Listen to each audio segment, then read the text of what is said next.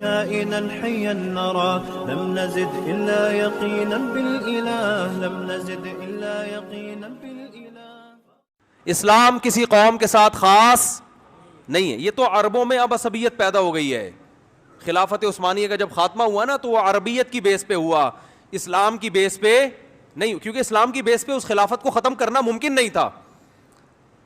کیا ہو گیا بھائی؟ بھائی اسلام کی بیس پہ خلافت عثمانیہ سے بغاوت کا کوئی تک بنتا نہیں تھا کہ بھائی اسلام تو بغاوت کو حرام کہتا ہے حکومت کے خلاف. نبی صلی اللہ علیہ وسلم نے فرمایا مسلمانوں کا جب کوئی خلیفہ ہو اس کے خلاف جو بھی کھڑا ہو, صحیح مسلم کی حدیث ہے, اسے قتل کر دو کائن من کان, جو بھی ہو, کتنا نیک, چاہے عربی ہو چاہے اجمی ہو چاہے بہت کیسا ہی ہو, مسلمانوں کا اتحاد پارا پارا نہیں ہونا چاہیے. تو اگر وہ اس بیس پہ خلافت کا خاتمہ ہوتا کہ یہ اسلامی خلافت ہے تو کوئی بھی ساتھ نہیں دیتا. خاتمہ انگریز نے جو کروایا, جو بعض عرب, سب عرب اس میں شامل نہیں تھے, بعض عربوں کو یہ بتایا کہ تم عرب ہو اور حکومت تم پہ کون کر رہے ہیں؟ ترکی. ترکی تمہارا باپ کیوں بنا ہوا ہے؟ ٹھیک ہے نا, ترکی حرمین کا محافظ کیوں ہے؟ اسلام تو تمہارا ہے, ترکوں کا تھوڑی ہے. حالانکہ 800 سال ترکوں نے اسلام کی قیادت کی ہے, کوئی کم نہیں ہے یہ. 800 سال, جس کو انگریز بھی عظیم عثمانیین کہتا ہے, گریٹ عثمانیین, انگریز بھی کہتے ہیں عظیم خلافت.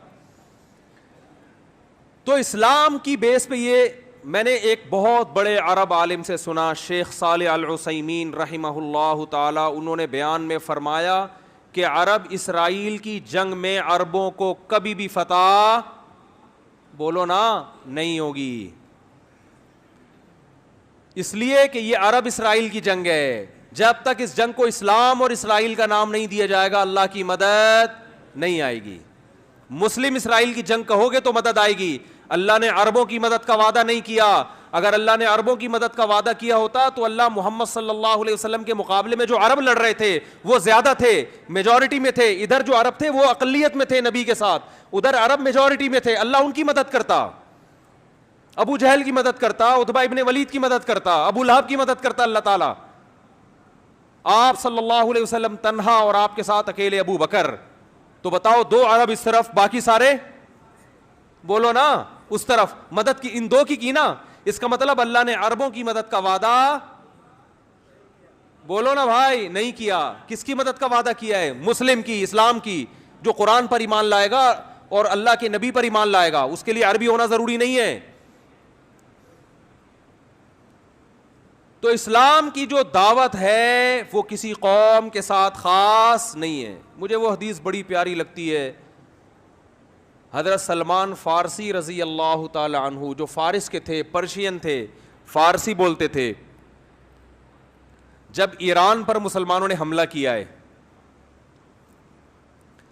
حضرت عثمان کا دور تھا غالباً, حملہ کہاں ہو رہا ہے؟ ایران پر. اور حملہ کرنے والے بڑے بڑے صحابہ, بڑے عشرہ مبشرہ میں بھی اکثریت اس جنگ میں موجود. کمانڈ کرنے والے سلمان فارسی. نہیں آ رہی بات؟ حملہ کس پہ کر رہے ہیں؟ اپنے ملک پہ. کس پر؟ ایران پر. صحابہ نے آپ سے اجازت مانگی کہ آپ ہمیں اجازت دیں ہم اٹیک کریں.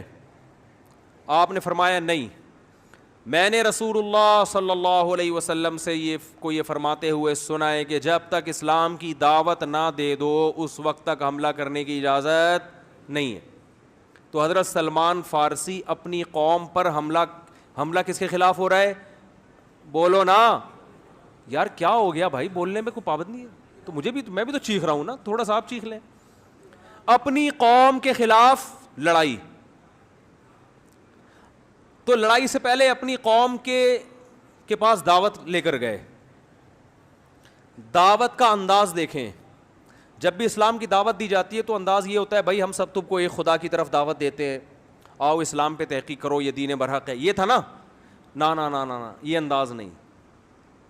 اس وقت جو اسلام کی سب سے بڑی خوبی تھی نا اس کو ہائی لائٹ کیا کہ اس کے بعد بھی اگر اسلام سمجھ میں نہیں آ رہا تو پھر تمہاری سمجھ میں نہیں آئے گا. وہ خوبی یہ ہے کہ یا اہل فارس, اے اہل فارس, انا رجل منکم, میں تمہاری قوم کا آدمی ہوں, تمہیں پتہ ہے کہ عربوں میں عصبیت کوٹ کوٹ کے بھری ہوئی ہے. عرب کے علاوہ کسی کو برداشت نہیں, اپنے سے جیسا کسی کو نہیں سمجھتے. مجھے عرب نے نہ صرف یہ کہ عزت دی ہے اپنے جیسا, بلکہ اپنے سے برتر مجھے کمانڈر بنا دیا.